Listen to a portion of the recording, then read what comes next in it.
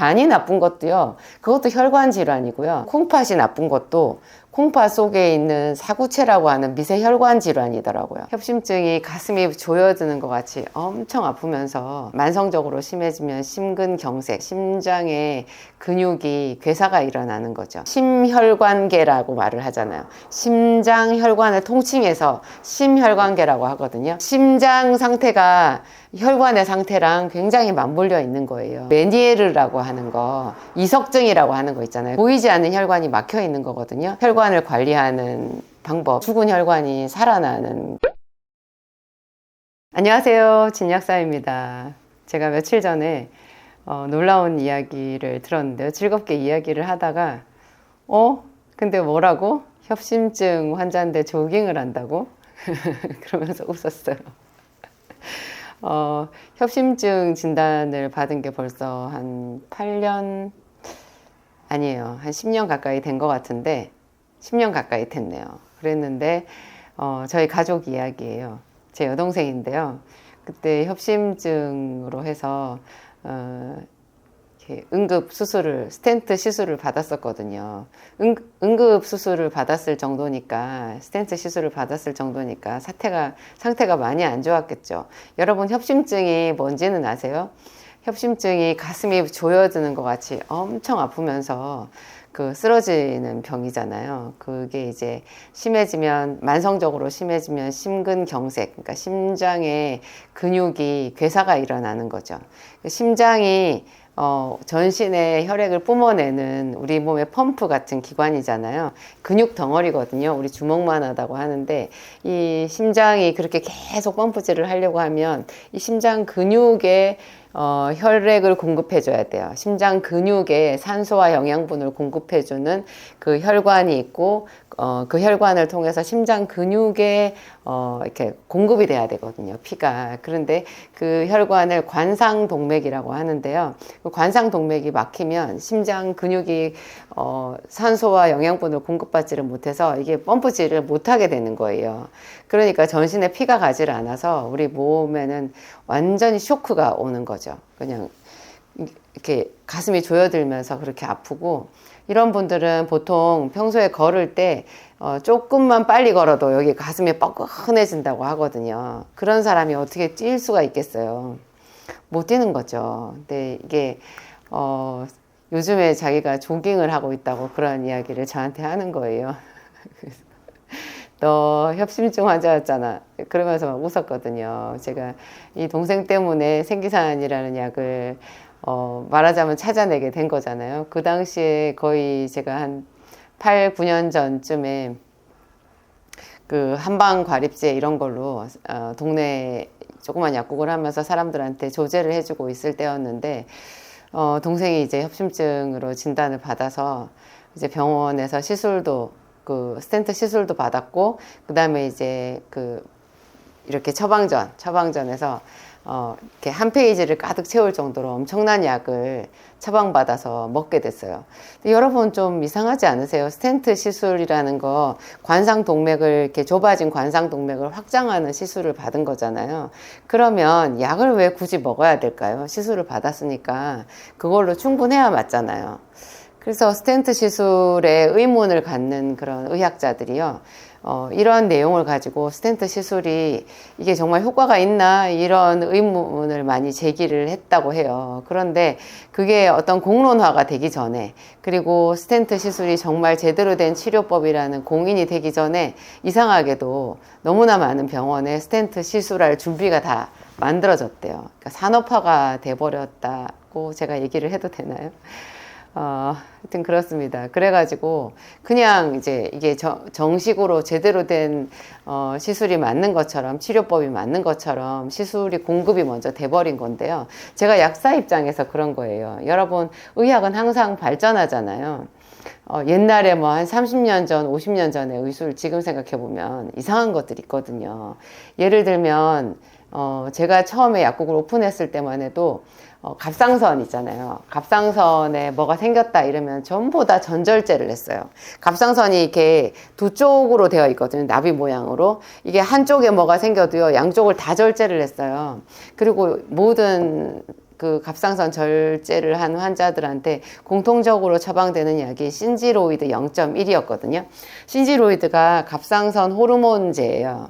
근데 그 약이 극약에 해당돼요. 굉장히 그게 우리 몸에 미치는 영향력이 크고요. 그 용량에 따라 가지고 이게 완전히 우리 몸을 파괴시킬 수 있는 그런 조심해서 다뤄야 되는 약. 그래서 독약보다 약간 덜 독한 약을 극약이라고 하는데요. 이게 극약에 해당되는 약이거든요. 근데 이거를 용량이 하나밖에 없었어요. 0.1.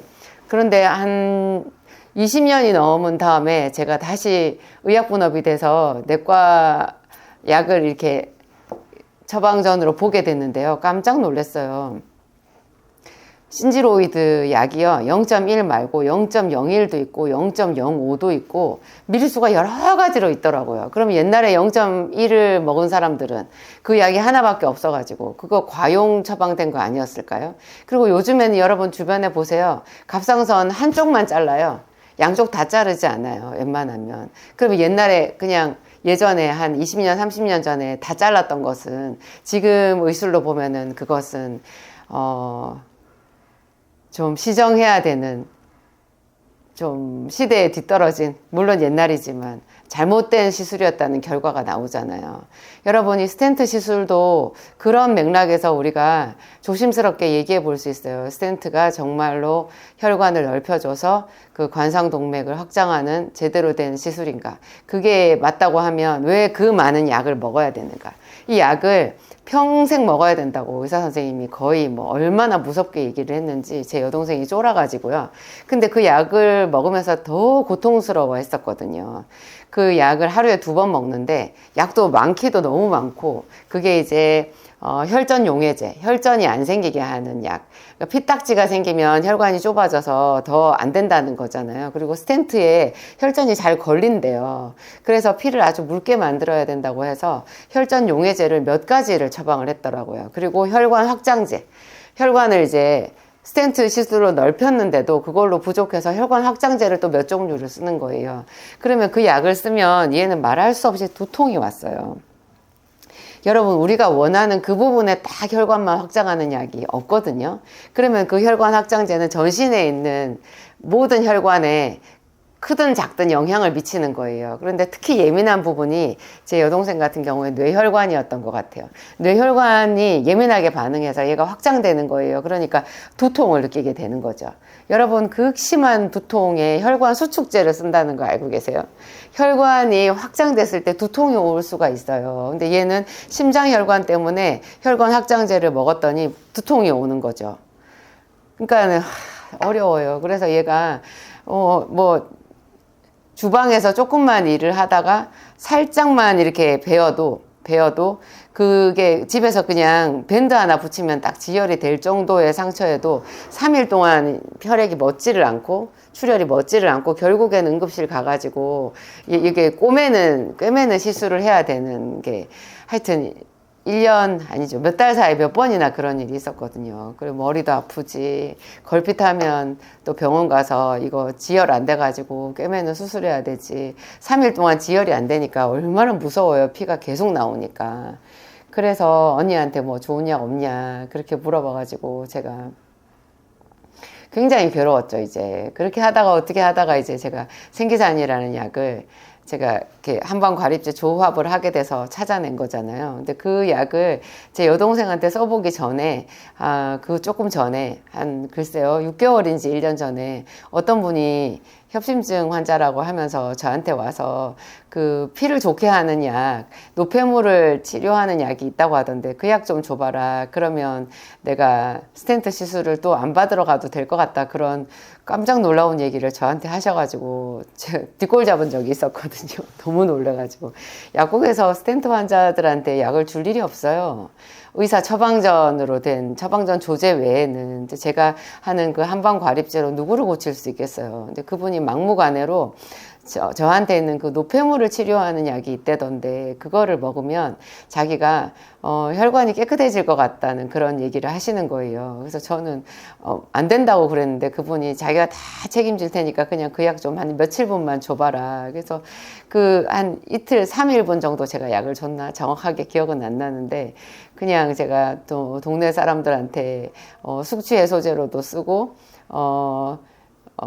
갑자기 그 장에 탈이 났을 때 급성 장염 이런 데도 쓰는 약이 있었어요. 그래서 그게 이제 좀 잘 따져보면 화병약이기도 한데 몸속에 뭔가 이제 열이 오르고 노폐물이 꽉 차 있는 그런 사람들을 좀 편안하게 해주는, 좀 씻어내서 편안하게 해주는 작용이 있는 것 같다 하는 약이 있었거든요. 그 약을 제가 그 협심증 환자한테 한 3일분 준 적이 있었는데 그분이 그 뒤에 숨이 안 찬다고 얘기를 하셨거든요. 그 약을 먹고 자기가 저녁에 한 2포 먹었는데 밤에 잠을 못 자고 막 엄청 토할 것 같이 힘들었다는 거예요. 아니, 급체하는 데 쓰던 약이 왜 그분은 먹었을 때 반대로 자기가 막 더 토할 것 같이 그랬을까요?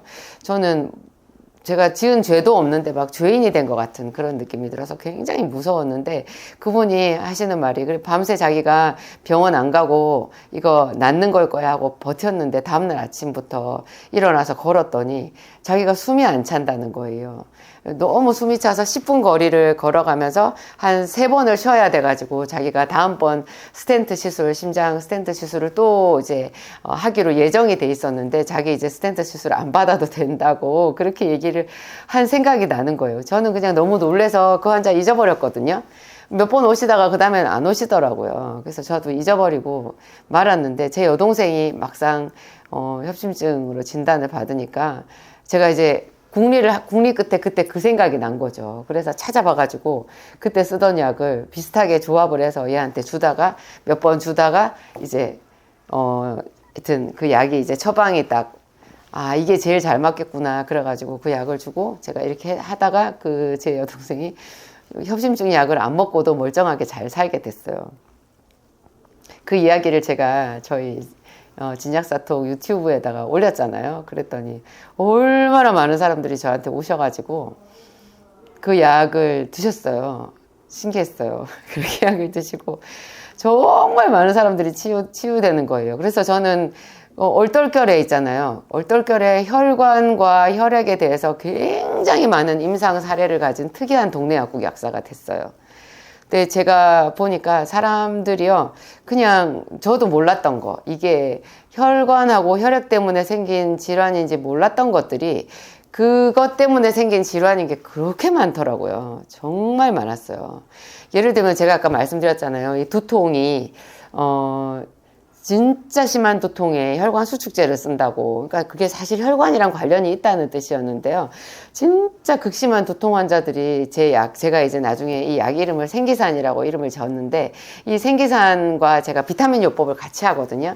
제가 본래 비타민 전문 약사였어요. 비타민 C랑 비타민 B 그리고 각종의 뭐 미네랄 이런 것들을 아미노산 이런 거를 제가 소시적에 연구를 좀 했었거든요. 저희 약국 제가 한 30년 됐는데 그때 오픈할 때 완전히 제가 초보 약사잖아요. 그 동네에서 조그만 약국을 하면서 사람들을 뭘로 도와줄까, 자꾸 아프다는 사람들, 병원 약 먹고도 힘들다는 사람들 뭘로 도와줄까 하다가 제가 한방 서적도 혼자 독학으로 공부를 많이 하고 그리고 비타민, 미네랄, 뭐 각종 건강 보조식품 이런 것들 제가 막 연구를 했었어요. 임상 사례도 쌓고 막 사람들 단식도 시키고 그런 자연요법을 했었거든요. 그래서 하다 보니까 이제 그런 거 다 가지치기 하고 제일 중요한 비타민 딱 한 서너 가지. 제일 중요한 게 비타민 C예요, 여러분.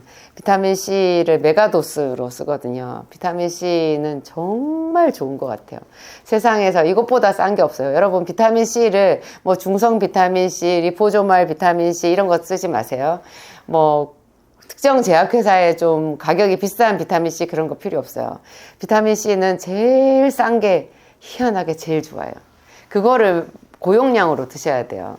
비타민C를 흡수율을 높인다, 뭐 또 속 쓰리니까 속 안 쓰리게 한다, 이렇게 조작을 한 거는 메가도스를 할 수가 없어요. 그거는 오히려 몸에 독이 될 수 있거든요. 순수한 비타민C, 제 진약사물에 보면 진정주 비타민C가 몇 종류가 있어요. 분말로 된 거 2가지, 영국산, 중국산. 이게 이제 순수한 비타민C인데요. 분말로 된 거는 가루로 되어서 엄청 쉬어요. 신 거 난 괜찮아 하시는 분들은 그거 드시고, 알약에 들어있는 뭐 부형제 이런 거 걱정하시는데, 사실 알약 부형제요, 우리나라 식약처에서 감독이 엄격하거든요. 여러분 믿으셔도 돼요. 그거 몸에 흡수되는 거 아니고 다 부형제로 들어가는 건 전부 빠져나가는 거예요. 하여튼 저는 알약으로 된 비타민C를 하루에 한 16알 정도 먹습니다. 15알, 거의 18알까지 먹을 때도 있는데요. 그렇게 먹으면 여러분, 제가 말씀드린 혈관 관리 있잖아요. 혈관 관리에 가장 탁월해요. 여러분, 심장 관리도 혈관 관리라는 거 아세요? 우리가 흔히 부를 때 심혈관계라고 말을 하잖아요. 심장 혈관을 통칭해서 심혈관계라고 하거든요. 심장과 혈관은 뗄래야 뗄 수가 없어요. 마치 위와 장이 위장관계라고 하잖아요. 그러니까 위는 좋은데 장은 나빠. 이런 게 사실 어려워요. 우선은 위염만 생기고 장은 괜찮을 수 있지만 길게 갈수록 있잖아요. 위장이 나쁘면 장도 상태가 안 좋고요. 장이 나쁜데 위장이 좋다라는 것도 조금 이상한 거예요. 위장관이 연결돼서 입에서부터 항문까지 쭉 연결되어 있는 관이잖아요. 그래서 이게 하여튼 뗄래야 뗄 수 없는 관계거든요. 위장이 튼튼해야 여기서 제 할 일을 다 잘해줘야 장에까지 음식이 내려갔을 때 가스도 별로 안 차고, 위장이 운동을 잘해줘야 장도 운동을 하거든요. 근데 심장 상태가 혈관의 상태랑 굉장히 맞물려 있는 거예요. 그래서 심장병이 있는 분들은 혈관도 안 좋으시거든요. 심혈관을 같이 관리를 할 때 가장 쉽고 편안한 게 비타민C를 일단 먹고 시작하는 거예요. 비타민C는 제 진약사몰 기준으로요, 10알짜리 한 판이 600원이거든요. 한 알이 60원이라는 얘기예요. 여러분, 이보다 싼 영양제가 있을까요? 100알에 6,000원인데 옛날에는 이거 제가 5,000원 받을 때도 있었어요. 제가 이거는 정말 전 국민이 먹어야 된다 그래가지고 제가 이 제품만큼은 세상에서 제일 싸게 지금 공급을 해드리고 있는데요. 요거를 하루에 그냥 기본적으로 10알 정도 드세요. 포는 2000ml거든요. 2000ml로 된 건 하루에 한 5개 먹는 거죠. 수시로 계속. 이거를 약간 미지근하거나 따뜻한 물로 처음에는 식사하고 바로 먹어봐요. 그러면 위장에도 오히려 도움이 돼요. 굉장히 위염이 심한 사람이요, 밥 먹고 나서 비타민C를 하나를 따뜻한 물로 살짝 먹잖아요. 그러면 이게 위를 적당히 자극해요. 위를 상하게 하는 게 아니라 적당히 자극을 해서 위산 분비가 촉진이 돼가지고요. 비타민C보다 위산이 훨씬 세요. 비타민C가 센 거 아니에요. 그래서 소화가 더 잘 돼가지고 있던 위염도 치료되는 경우가 많고요. 이 비타민C가 장으로 내려가잖아요. 장 속이 맨날 부글부글 끓고 변을 보면 냄새가 엄청 독하고 이런 사람들 있잖아요. 비타민C를 많이 먹으면 장내 유익균이 훨씬 생장하기 좋은 환경이 돼요. 그래서 처음 한두 달을, 몇 달은 계속 가스가 나와서 좀 힘들 수 있는데요. 시간이 1년 지나고 2년 지나잖아요. 그러면 그보다 더 좋을 수가 없어요. 그리고 비타민 B 먹잖아요. 비타민 B도 C를 메가도스로 먹으면 B도 메가로 먹어야 되는데, B는 메가가 B100이에요. B5번, B6번, 이런 거 얘기하시는데, 이 B 다음에 100은요, 번호를 얘기하는 게 아니라 용량을 말하거든요. B는 본래 콤플렉스라, 이렇게 복합제예요. 그래서 B1번부터 C2번까지 다 들어있는데요. 그 안에는 여러분들이 잘 아는 엽산, 기형아 예방하는 거, 그 다음에 시아노코발라민, 이래서 빈혈 예방하는 거, 또 판토텐산, 이래서 항스트레스 비타민, 이런 것도 다 들어있어요. 치아민 이런 것도 다 들어있거든요. 그걸 전부 다 묶어서 다 100단위 이상을, 혹은 500단위 이런 거를 넣어놓은 게 비타민 B100인데요. 이거를 하루에 한 알이나 아니면 2알을 드시고, 여기다가 이제 천연 신경안정제, 천연 근육이완제인 마그네슘을 먹어요. B, C, 마그네슘. 여기다 한 가지 더 더하면 오메가3 같은 거. 오메가3도 RTG 타입으로 먹는데요. 그 RTG라는 게 있어요. 그게 이제, 자연 상태의 오메가3랑 거의 똑같은데, 순도를 높인 거거든요. 자연 상태의 오메가3는 흡수율은 높지만 순도가 낮아가지고 많이 먹어야 되고, 또, 그냥, 순도만 높인 것은 소화가 안 돼요. 그래서 의사 선생님들이 병원에서 처방하는 오메가3 있잖아요. 그게 EE 타입으로 해서 순도만 높인 거거든요. 걔는 소화가 잘 안 돼요. 그래서 먹고 나면 계속 기름 냄새 올라오거든요. 그래서 이런 거 말고 RTG라고 붙어 있는 그 건강기능식품으로 되어 있는 오메가3가 있는데요. 제 거 오메가3가 저는 제일 좋은 것 같아요. 제 거라서 그런 게 아니라 제가 시행착오를 좀 거쳤잖아요. 그래서 냄새도 제일 없고, 소화 흡수율, 그리고 순도도 다른 데보다 좀 더 높고, 하여튼 그렇습니다. 이 오메가3까지 드시면 굉장히 좋고요. 여기에 정말 혈관이 막혀 있는 분들은 생기산을 먹어보세요. 생기산이 정말 제가 만든 한방과립제, 제가 만들었다기보다는 제약회사에서 나온 한방과립제 한 100종류가 넘게 있는데 그중에 제가 몇 가지를 조제를 한 거예요. 그래서 진정주 약사가 조제한 의약품 이렇게 스티커가 붙어 있어요.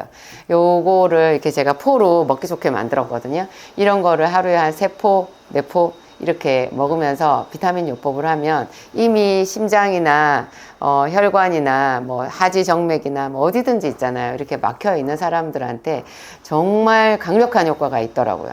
여러분 어지럼증 있잖아요. 어지럼증, 요새 메니에르라고 하는 거, 이석증이라고 하는 거 있잖아요. 그게 혈관 질환이라는 거 여러분 모르실 거예요, 잘. 저도 몰랐어요.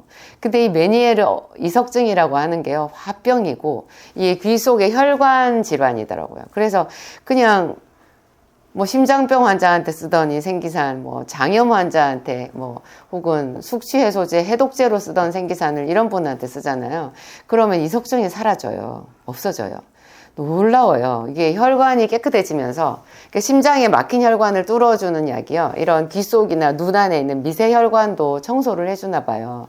그래서 생기산하고 비타민 요법을 하시던 어떤 분이 병원에서 혈관 나이 검사를 했는데요. 모세혈관 탄력성, 당신의 혈관 나이 이런 거 얘기하잖아요. 그게 한 20년이 젊어졌다고 그렇게 저한테 막 자랑을 하시더라고요. 신기해요. 하지정맥류 이런 거 있는 사람들 왜 하지에 혈관이 불뚝불뚝 튀어나오면서 이게 저리고 아프고 그래서 병원에 가서 시술이라고 받으면 뭐예요? 그 하지정맥 튀어나온 거 그거를 그만큼을 태우든지 잘라서 없애버려요. 그러면 괜찮은 거예요? 아니잖아요, 여러분. 그게 우리가 생각하는 치료는 그 막힌 혈관을 살아나게 하는 거잖아요. 근데 병원에서는요, 그 혈관을 죽여요. 태워서 죽이느냐, 잘라서 없애버리느냐, 막 그런 거더라고요. 하여튼 그래요. 근데 이거 생기산을 쓰게 되면 정말로 죽은 혈관이 살아나는 그런 일이 있고요. 생기산까지 안 쓰더라도 여러분 비타민 C는 싸잖아요. 이 비타민 C만 많이 먹어도 혈관이 살아나면서 당뇨 합병증이 없어져요. 당뇨 합병증도요. 발에 괴사가 일어나고 또 당뇨병성 망막증 이게 눈이 안 보이는 거잖아요. 정말 무섭죠. 이런 것들도 전부 혈관 질환이더라고요. 이게 하여튼 그렇습니다. 간이 나쁜 것도요. 그것도 혈관 질환이고요. 여러분 콩팥이 나쁜 것도 콩팥 속에 있는 사구체라고 하는 미세 혈관 질환이더라고요. 근데 이런 것도 혈관을 관리하면 거의 다 치료가 되는데 혈관을 관리하는 방법, 비타민 C 먹는 거. 그 다음에 또 여러분들이 생각해야 되는 거요.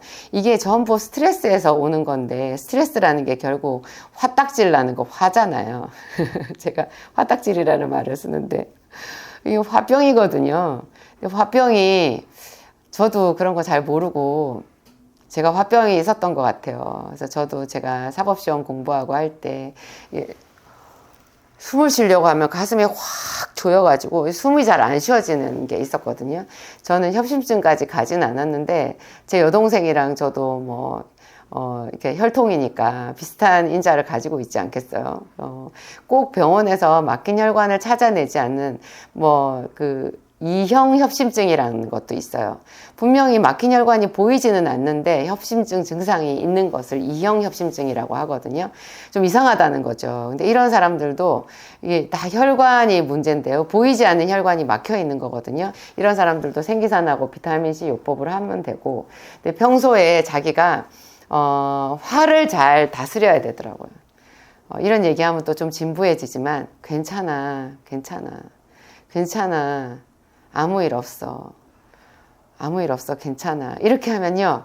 내 속에서 어떤 음성이 들려요. 내가 말해요. 진짜? 괜찮을까? 이런 소리가 들린다니까요. 그러면서 우리 몸에 있는 모든 세포에 스트레스가 확 내려가요. 여러분 아무리 좋은 약을 먹어도 계속 화내고 싸우고 열 있는 대로 받고 그러면 또 혈관 막히거든요. 혈관이 막히는 것도 병원에서는 콜레스테롤 수치 때문에 막힌다고 하지만 제가 수많은 사람들을 임상해 본 결과, 그리고 또 그런 그 유수의 또 논문들도 있더라고요. 혈관이 막히는 원인은 콜레스테롤이 아니다. 그것은 스트레스다. 이런 논문들이, 의사 선생님들이 쓴 논문들이 있더라고요. 이게 이제 경제성이 없으니까 병원에서 잘 적용을 못해서 그렇지, 하여튼 마음 관리가 중요해요. 그래서 여러분 운동도 적당히 하시고요. 땀나게 운동하면 기분이 좀 상쾌해지는 거, 그런 거 느껴보셨죠? 여러분 강아지 데리고 산책하는 것도 굉장히 좋은 방법이고요. 여러분 나름대로 마음 관리도 많이 해보시기 바랍니다. 하여튼 그렇게 살았던 제 여동생이 지금은 뭐 그냥 달리기 선수처럼 살아요. 뭐 한 3km, 5km 그냥 뛴대요. 너무너무 신기하죠. 야, 협심증 환자가 조깅을 한다고? 그러면서 제가, 야, 너 좋아졌네. 그러면서 제가 막 웃었어요. 이 좋은 소식을 여러분들한테도 알려드립니다. 혈관 관리, 혈액 관리가 중요하고요. 이것은 여러분 마음 관리이고 가장 기본적인 비타민 요법, 이런 거 한번 해보시기 바랍니다. 감사합니다. 안녕하세요. 진약사입니다. 여러분 건강한 사람은 잘 먹고, 잘 자고, 잘 웃고, 그리고 배설도 잘 되는 사람이에요. 잘 먹어야 되죠. 잘 자야 되죠. 그리고 시원하게 배설이 잘 나가고, 그렇게 되면 건강한 몸에서 또 건전한 정신이 나오잖아요. 잘 웃게 되거든요. 좀 예민한 사람들은요, 먹는 것에도 까다로운데 밤에 잠도 잘 못 자고, 그러면 신경이 더 날카로워지고 이게 악순환이 되는데요. 여러분 이게 잘 먹고 잘 자고 잘 배설한다라는 이 지극히 어떻게 보면은 1차원적이고 너무 원초적인 것 같고 별거 아닌 것 같지만, 나이가 들고 모든 기능이 점점 떨어지면서 인생에 대한 좀 깨달음이 생기잖아요. 그럴 때 사람들이 이거 가장 기본적인 게 결코 쉬운 것이 아니구나. 제가 환자들을 봤을 때도 그렇고 저 자신을 봤을 때도 그렇고, 건강한 사람들이요 본래 약도 더 잘 먹어요. 보약. 건강한 사람들이 인삼, 홍삼, 녹용 이런 것도 훨씬 더 잘 받거든요. 건강한 사람들은 아무거나 다 잘 먹어요. 근데 몸이 약한 사람들은 심지어 물도 잘 못 마시고요. 남들이 다 먹는 거 그 사람은 이게 속에서 받아들이지를 못하거든요. 제가 며칠 전에도 어떤 이야기를 들었는데, 요양병원에 계신 어머니가 갑자기 이렇게 음식을 못 넘기신다고, 그래서 요양병원에서 연락이 왔대요. 그래서 이렇게 구멍을 뚫어가지고 이제 유동식으로 넣어줘야 되지 않냐. 그래서 그 소리를 해서 그 부모님 목에다가 구멍을 뚫는다라는 거 참 너무 끔찍하잖아요. 근데 또 못 드시는 분을 못 드시게 그냥 내버려 둬야 되나, 이렇게 복잡한 심경으로 있는데 하루 만에 연락이 왔다는 거예요. 거의 반나절 만인가 한나절 만인가 연락이 왔대요. 어머니가 돌아가셨다고. 사람이 죽을 때가 거의 다 되어서 이제 하나님께서 주신 생명의 기한이 다 닿으니까요. 갑자기 음식이 들어가지를 않는 거예요. 근데 그게 그런 원리로 우리가 보았을 때 음식을 먹을 수 있다라는 것. 그리고 혹시 여러분 생각해 보셨어요? 아침에 눈이 떠진다라는 것도 기적이라는 것. 왜 밤에는 이렇게 눈이 졸리고 눈이 감기고, 그리고 그게 무슨 알람을 켜놓은 것처럼 아침이 되면 눈이 떠지잖아요. 눈이 떠지는 것도 신기한 거예요. 이거 안 떠지면 여러분 그대로 죽는 거거든요. 우리 몸 안에 이런 모든 신경이나 이런 것들이 어쩌면 그렇게 정확하게 그 순환되면서 이렇게 돌아가는지 하는 생각이 듭니다. 제가 여러분들한테 지금 먹는 것, 자는 것, 그 다음에 배설하는 것, 잘 웃는 것, 이거를 말씀드렸는데, 이것이 제가 이제 생기산과 비타민 요법을 하는 입장에서 보면요, 전부 다 순환의 문제로 다 연결이 되더라고요. 여러분, 음식이 안 들어가는 사람들 있잖아요. 왜 음식이 안 들어가느냐? 아까 말씀드린 그분은 이제 생명이 다 해가지고 그런 건데, 보통 우리들 같은 경우에는 왜 음식이 안 들어가느냐? 여기가 열이 꽉 차 있으면 음식이 안 들어가요. 열이 꽉 찼다라는 거 여러분 혹시 울화라는 얘기 들어보셨어요? 너무너무 화가 나고 뭐 슬프고 가슴이 막막하고 그러면 여러분 음식이 들어가요? 근데 그 비슷한 원리로 평소에 자기가 지금 현재 막 슬프고 원통하고 그런 건 아니지만 그냥 그런 긴 세월 동안 스트레스를 오래 받았거나 뭐 때문에 여기 울화가 있게 되면요, 입으로 음식이 안 들어가는 거예요. 제가 그런 분들을 꽤 많이 만났었거든요. 그분은 물도 못 마신다고 하셨는데 사실은 제가 예전에 그 경험을 해봐서 그분의 고충을 굉장히 쉽게 이해할 수 있었어요. 제가 그때 사법시험 공부하고 했을 때 음식이 이게 안 넘어갔었거든요. 그리고 숨이 찼어요. 이게 그냥 운동을 해서 숨이 찬 게 아니라 가만히 있는데 여기 가슴이 뭐 눌린 것 같으면서 숨을 잘 못 쉬겠는 거예요. 크게 숨을 쉬어도 여기가 꽉 눌려진 것 같이 이게 가슴이 쫙 펴지지를 않고 이게 숨이 다 안 들어가는 거예요. 그때 제가 음식도 잘 못 먹고 그랬거든요. 그게 나중에 제가 이렇게 생기산을 쓰면서 알게 됐는데 그게 울화라는 거예요.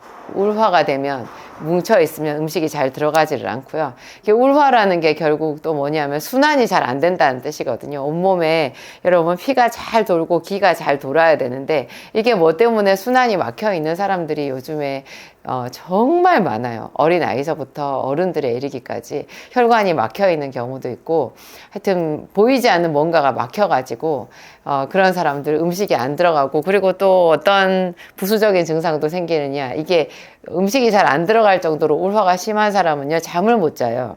그리고 머리가 잘 아파요. 이게 전부 다 혈액순환과 관련되어 있는 거거든요.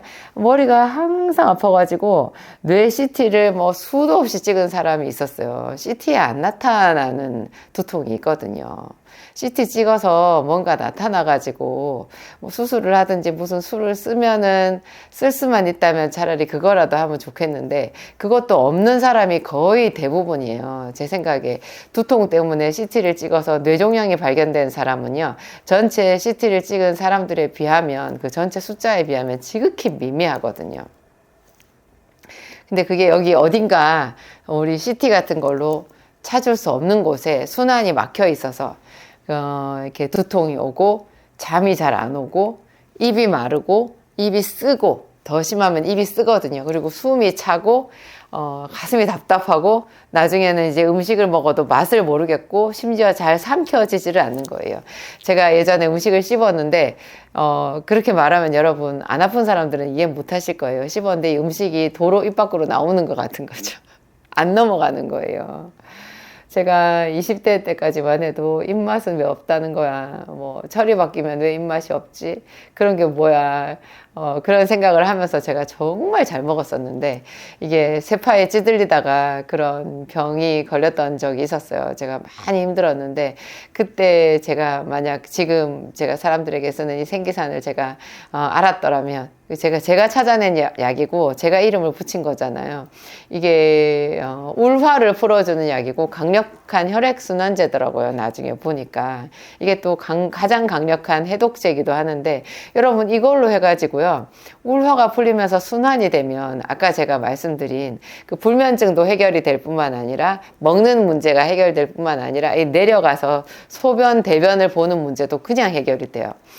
변비에 대해서 영상을 찍어달라는 그런 요청이 있었는데 변비 뭐 급성적으로 갑자기 뭐 홍시를 많이 먹었거나 뭐가 어떻게 하여튼 잘못돼서 변비가 생긴 거면은 관장을 할 수도 있고 또 약국에서 변비약 뭐 한두 번 먹으면 그냥 급한 문제 해결하는데요. 이게 수시로 계속 이런 일이 자주 생기고 그리고 또 여러분 그런 거 있어요. 하루에 화장실을 뭐 3번씩 4번씩 가는데 시원하지 않은 사람들 있잖아요. 시원하지 않은 사람들, 3번, 4번씩 가는데 또 변 모양도 좋지 않고 항상 배가 이렇게 나와 있거나 더부룩하고 이런 사람들도 사실 변비, 확장된 의미의 변비라고 보면 돼요. 이게 장에서 제대로 밀어내지 못하는 거거든요.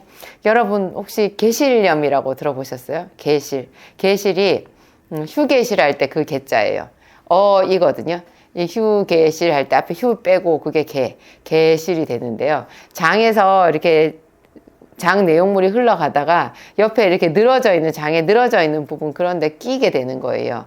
그러면 그게 장이 늘어져서 생긴, 사실 있어서는 안 되는 공간 속에 이렇게 장 내용물이 끼게 되는 거니까 그게 그대로 개실염이 되는 거예요. 그곳에 있는 그 찌꺼기들은 빠져나가지 않고 그 안에 고여 있는 거거든요. 그러면 그게 그대로 염증을 일으키는데, 이 개실이 딱 하나만 생기는 법은 없어요. 원래 장이 헐거워졌다 그러면 전체적으로 다 이렇게 안 좋아진 거잖아요. 그러니까 개실이 눈에 보이지 않는 그런 여러 가지가 몸속에, 여러 군데 몸속에 생겼을 수가 있어요. 개실염이라고 병원에서 진단을 해도 사실은 이 개실염을 치료할 수 있는 딱히 어떤 방법이 없거든요. 그래서 어떤 의사 선생님들은 거기다 항생제 투여를 하시는데요. 아무 의미가 없어요. 그 개실은. 왜냐하면 그 속에 이렇게 찌꺼기가 들어있는 그거를 빼내든지 그 부분을 해결을 해야 되는데, 그게 외과적으로 수술이 불가능할 정도의 어떤 미세한 이렇게 염증이라는 거죠. 그렇지만 그게 장 속에 있었을 때요, 계속 뱃속이 불편하고 옆구리가 아픈 것 같기도 하고 형언할 수 없이 괴롭대요. 그래서 병원에서 뭐 장 내시경도 해보고, 근데 좀 센스 있는, 좀 이렇게 훌륭한 그런 의사 선생님들이 그나마 그 개실염이라고 진단을 내려주시는데요.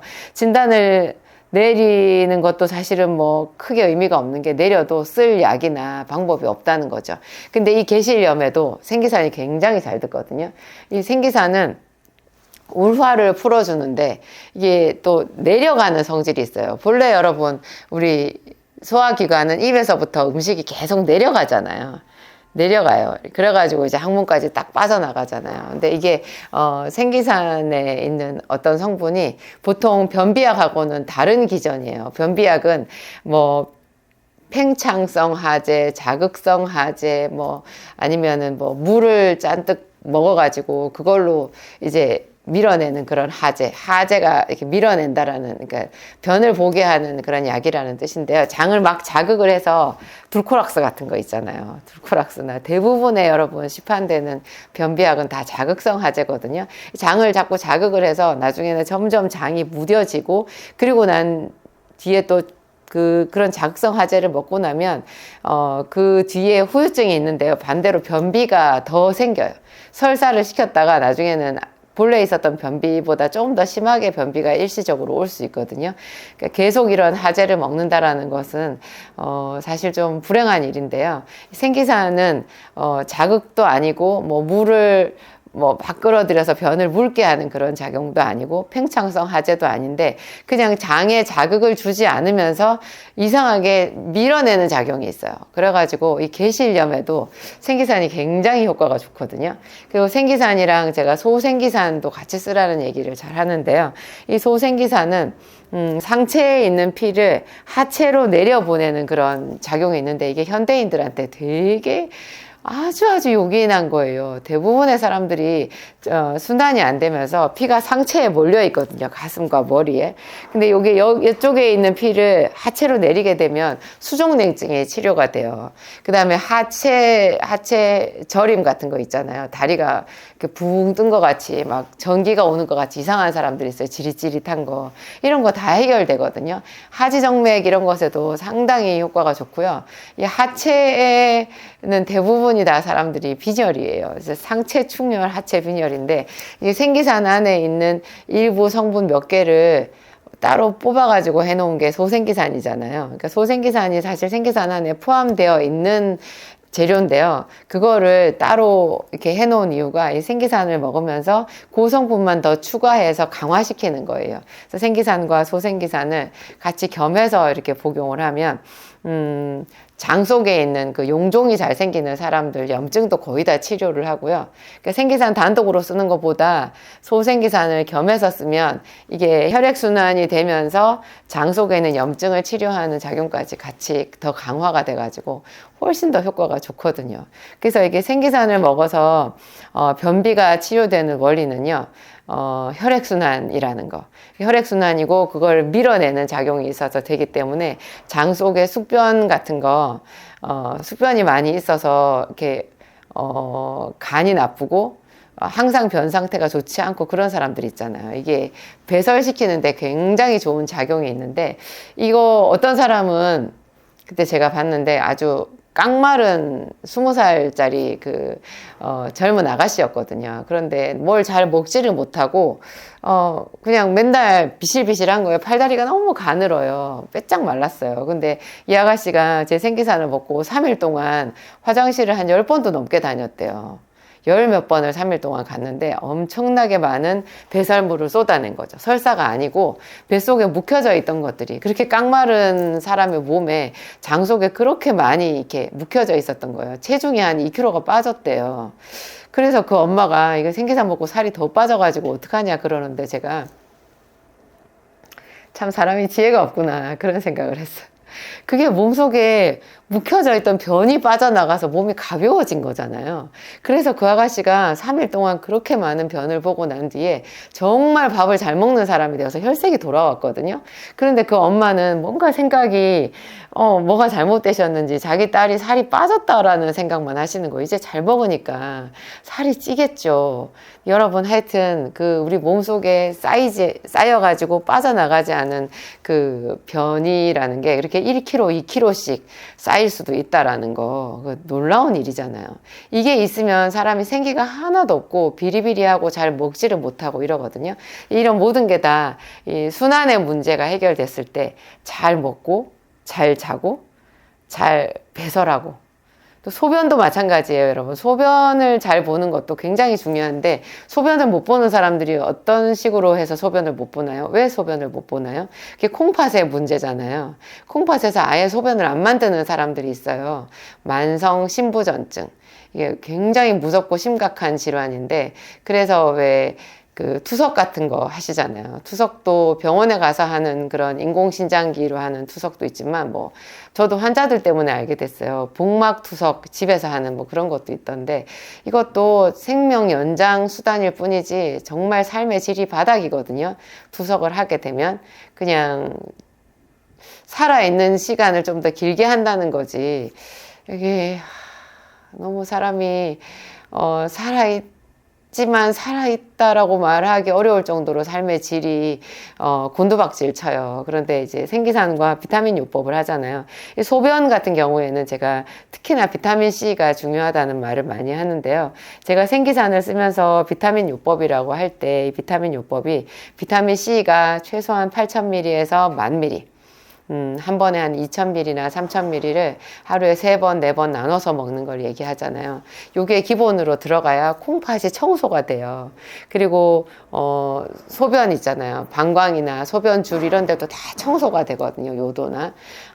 세뇨관, 요세관 이런 데 다 청소가 돼요. 그러면서 소변을 시원하게 볼 수가 있게 되는데 이게 생기산이랑 합쳐졌을 때 효과가 완전 시너지거든요. 그리고 마그네슘 꼭 드셔야 되고, 제 진약사몰에 다 있어요. 마그네슘. 그 다음에 제 이름으로 된 비타민 B, A, B 할 때 B. 그 B를 하루에 한 알이나 두 알을 같이 복용을 하시게 되는 게 그게 이제 생기산과 비타민 요법인데요. 요거를 하게 되면 몸에서 소변이 안 만들어지던 사람들이 소변이 만들어지는 거예요. 그런 좀 거짓말 같은 이야기들이 저희 약국에 많이 있거든요. 하여튼 이게 결국 생기산이나 비타민 요법 이걸로 해서 소변이 안 만들어지던 사람이 만들어져서 배출이 된다라는 이것도요, 결국에는 혈액순환과 관련된 그런 문제다. 콩팥이 제대로 이제 시들시들해서 죽어가는 사람들, 그 콩팥이 알고 보면 아주 미세한 혈관 덩어리잖아요. 그게, 수 없는 혈관 덩어리 꽈리로 이렇게 되어 있는데요. 그것들을 이제 이 생기산과 비타민 요법이 들어가서 청소를 해주게 되는 거예요.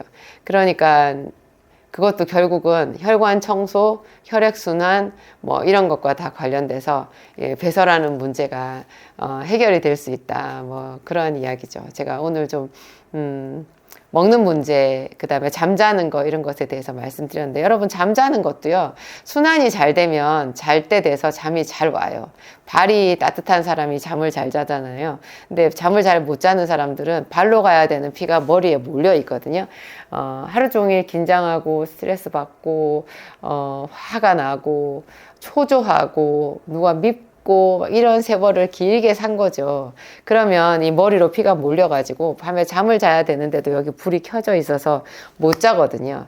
이런 사람들이 또 어지럼증도 잘 있어요. 여기에 피가 몰려 있으니까 이게 일어나면 획 돌잖아요.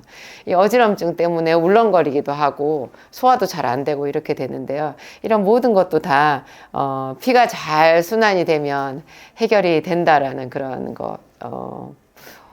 어떻게 보면은 제 이야기가 너무 좀 덜 과학적이고 좀 무식한 이야기처럼 들릴 수도 있는데요. 그렇지 않더라고요. 제가 실제로 약국에서 사람들을 상담했을 때는 어떤 만성질환, 불치병 같은 것도 이 간단한 원리를 통해서 해결이 되더라. 근데 이거 말은 뭐 혈액순환이지만 어떻게 이 막힌 곳을 뚫고 울화를 풀고 하는 것은 잘 아는 사람들 해결해 줄 수 있는 방법이 잘 없거든요. 근데 저는 이제 그 방법을 통해서 오히려 거꾸로 이런 원리를 터득하게 됐으니까, 결과적으로 생기산이 이런 거를 치료하는데 그 원리가 그럼 어떻게 돼서 이게 치료하느냐를 따지고 들어갔더니 이게 혈액순환의 문제가 해결이 돼서 이렇게 되는구나. 그러니까 여러분 더 확실한 근거가 있는 이야기가 되는 것 같아요. 여러분들한테 도움이 되셨으면 좋겠습니다.